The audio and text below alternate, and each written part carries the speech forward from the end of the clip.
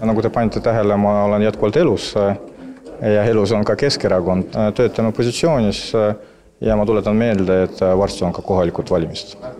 Need olid Mihhail Kõlvarti kaalukad sõnad 2024. aasta märtsis, kui Reformierakond, Sotsiaaldemokraadid ja Isamaa ta ühiselt linnapea kohalt lahti kangutasid.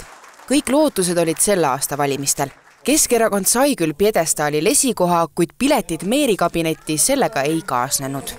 Kui Tartus sai eile selgeks, kellest saab uus linnapea, siis pealinnas on kõik veel lahtine. Tallinnas on võtmelülliks kujunenud Isamaa erakond, kellel on üheaegselt kosjas nii Keskerakond kui ka sotsiaaldemokraadid. Keskerakond on täna lõhkise küna ees. Ainus variant võimule saada on moodustada koalitsioon Isamaaga.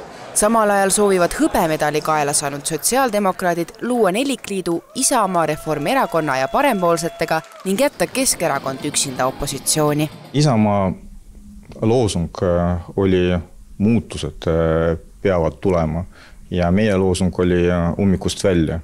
Ma arvan, täna see võimalus on olemas.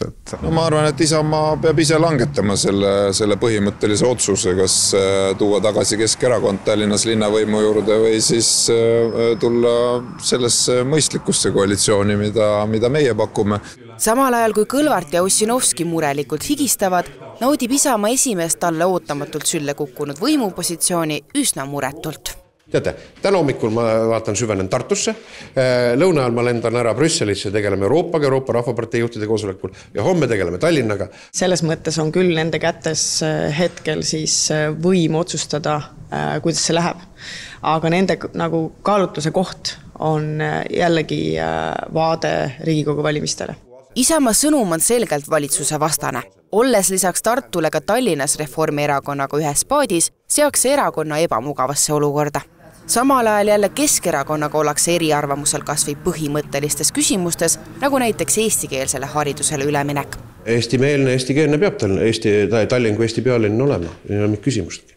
Et järelikult see on kindlasti meie jaoks niisugune väärtusküsimus. Ma arvan, et just meie seisukoht ongi sisuline, kuna me näeme seespoolt probleeme ja pakume lahendusi.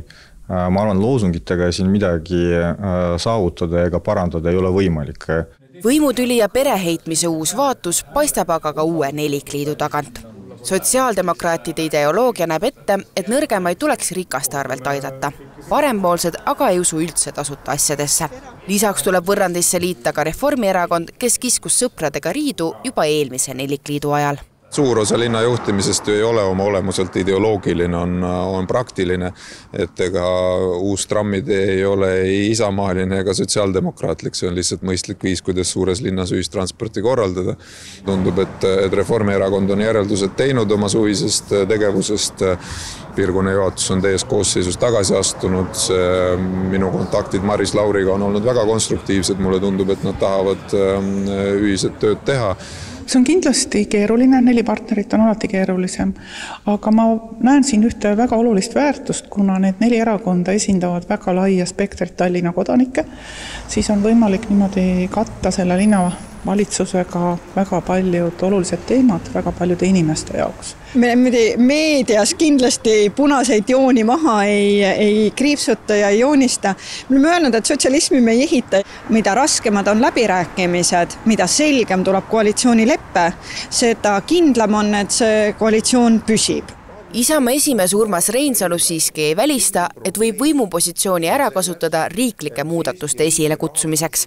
Just nagu 1,5 aastat tagasi, kui hääleõiguse äravõtmine seati Tallinna koalitsiooni läbirääkimistel kindlaks nõudmiseks.